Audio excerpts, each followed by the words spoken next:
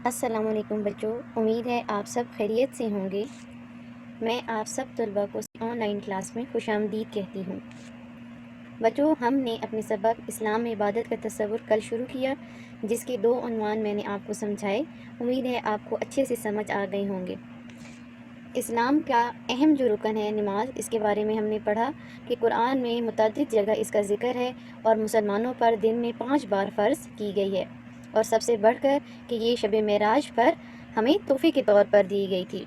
دوسرا رکن جس کے بارے میں ہم نے پڑھا وہ تھا زکوٰۃ، کہ یہ ایک مالی عبادت ہے اور اس کی ادائیگی سے مال پاک ہو جاتا ہے اور اللہ ہمارے رزق میں برکت عطا کرتے ہیں۔ تو آج ہم اس سبق کے اگلے موضوع پر بات کریں گے، اور وہ ہے روزہ۔ بچوں، جیسے آپ سب کو معلوم ہے کہ رمضان کا مہینہ جاری ہے اور گھر میں تقریباً تمام افراد ہی روزے سے ہیں، تو آپ سب بچوں نے اس کو عملی طور پر بھی دیکھ لیا ہے۔ روزہ ایک جسمانی عبادت ہے اور یہ ہر عاقل اور بالغ مسلمان پر فرض ہے۔ قرآن میں ارشاد ہوتا ہے، اے ایمان والو، تم پر روزے اسی طرح فرض کیے گئے ہیں جیسے تم سے پہلے لوگوں پر فرض کیے گئے تھے، تاکہ تم پرہیزگار بن جاؤ۔ یعنی کہ یہ صرف ہماری یہ فرض نہیں ہے، بلکہ ہم سے پہلے بھی جو امتیں آ چکی ہیں ان پر بھی روزے فرض کیے گئے تھے۔ رمضان المبارک میں روزہ رکھنا فرض ہے اور اس مہینے کی بے شمار برکات ہیں۔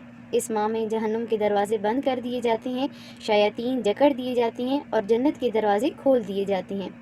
جنت کے 8 دروازے ہیں اور قیامت کے دن روزے دار جنت کے ریان دروازے سے داخل ہوں گے، جو روزے داروں کے لیے مخصوص ہے۔ حضور اکرم صلی اللہ علیہ وآلہ وسلم نے روزے کی اہمیت کے بارے میں بیان کرتے ہوئے ارشاد فرمایا ہے، اللہ تعالیٰ کو روزے دار کی منہ کی بو مشک کی خوشبو سے بھی زیادہ پسند ہے۔ اسلام کا اگلا اہم رکن حج ہے۔ یہ ایک مالی عبادت ہے اور بدنی عبادت بھی ہے، اور یہ ہر صاحب استطاعت مسلمان پر زندگی میں ایک بار فرض ہے۔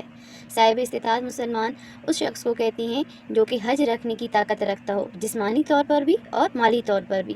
حج ایک مکمل عبادت ہے جس میں وہ تمام عبادات کی جھلک نظر آتی ہے جو ہم روزمرہ زندگی میں سر انجام دیتے ہیں۔ قرآن مجید میں ارشاد ہوتا ہے، اے ان لوگوں پر اللہ کے لیے خانہ کعبہ کا حج کرنا فرض ہے جو وہاں جانے کی استطاعت رکھتے ہوں، اور جو نہ مانے تو اللہ ساری جہاں سے بے نیاز ہے۔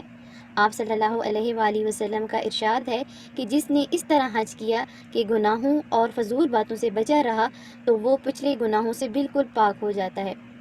دنیا کے کونے کونے سے لوگ حج ادا کرنے کے لیے مکہ مکرمہ پہنچتے ہیں، اور حضرت ابراہیم علیہ السلام اور حضرت اسماعیل علیہ السلام کی عظیم قربانیوں کے ساتھ اپنا تعلق جوڑتے ہیں۔ حج سے مسلمانوں کی روحانی تربیت بھی ہوتی ہے اور اس سے قرب الہی کا ذریعہ بھی حاصل ہوتا ہے، یعنی کہ جب انسان حج کرتا ہے تو اسے اللہ تعالیٰ کی قربت نصیب ہوتی ہے، اللہ تعالیٰ کے احکامات پر وہ زیادہ بہتر طریقے سے عمل کرنے کی کوشش کرتا ہے۔ امید ہے آج کے آپ کو یہ دونوں ٹاپک سمجھ آ گئے ہوں گے۔ اب ہم مشقی کام شروع کریں گے، جس میں کہ سوال نمبر 3 ہے آپ کا، زکوٰۃ کے بارے میں آپ کیا جانتے ہیں؟ جواب، زکوٰۃ مالی عبادت ہے۔ زکوٰۃ کی ادائیگی سے مال پاک ہو جاتا ہے۔ زکوٰۃ بھی اسلام کے بنیادی ارکان میں سے ایک ہے۔ سورہ توبہ میں زکوٰۃ کے 8 مصارف کی وضاحت کر دی گئی ہے۔ ان میں فقراء، مساکین، عاملین، نومسلم، غلام، قرض دار، اللہ کے راستے میں جہاد یا حصول علم میں مشغول اور مسافر شامل ہیں۔ زکوٰۃ کی اہمیت، اللہ تعالیٰ کے عطا کردہ رزق میں سے اس کی رضا کی خاطر اس کے راستے میں مال خرچ کرنا بہت اعلیٰ عبادت ہے۔ اللہ تعالیٰ نے قرآن مجید میں نماز کے ساتھ زکوٰۃ کی ادائیگی کا حکم دیا ہے۔ جو لوگ اللہ تعالیٰ کی راہ میں مال خرچ نہیں کرتے ان کو قیامت کے دن سخت عذاب ہوگا۔ زکوٰۃ کا سب سے اہم فائدہ یہ ہے کہ معاشرے میں محبت، ہمدردی اور امن و سکون کی فضا پیدا ہوتی ہے۔ سوال نمبر 4، حج کے بارے میں آپ کیا جانتے ہیں؟ جواب، حج ایک مالی اور بدنی عبادت ہے۔ یہ اسلام کا اہم رکن ہے اور ہر صاحب استطاعت مسلمان پر زندگی میں ایک بار فرض ہے۔ حضرت محمد صلی اللہ علیہ وآلہ وسلم کا ارشاد ہے کہ جس نے اس طرح حج کیا کہ گناہوں اور فضول باتوں سے بچا رہا تو وہ پچھلے گناہوں سے بالکل پاک ہو جاتا ہے۔ حج ایک ایسی جامع عبادت ہے جس میں تمام دیگر عبادات کی روح شامل ہے۔ حج کا ہر مرحلہ روحانی و اخلاقی تربیت کا حامل ہے۔ حج کی عظیم و شان اجتماع سے امت مسلمہ کی شان و شوکت کا اظہار ہوتا ہے اور اتحاد و یگانگت کا عملی مظاہرہ بھی۔ حج کا اصل فائدہ روحانی تربیت ہے اور قرب الہی کا بہترین ذریعہ ہے۔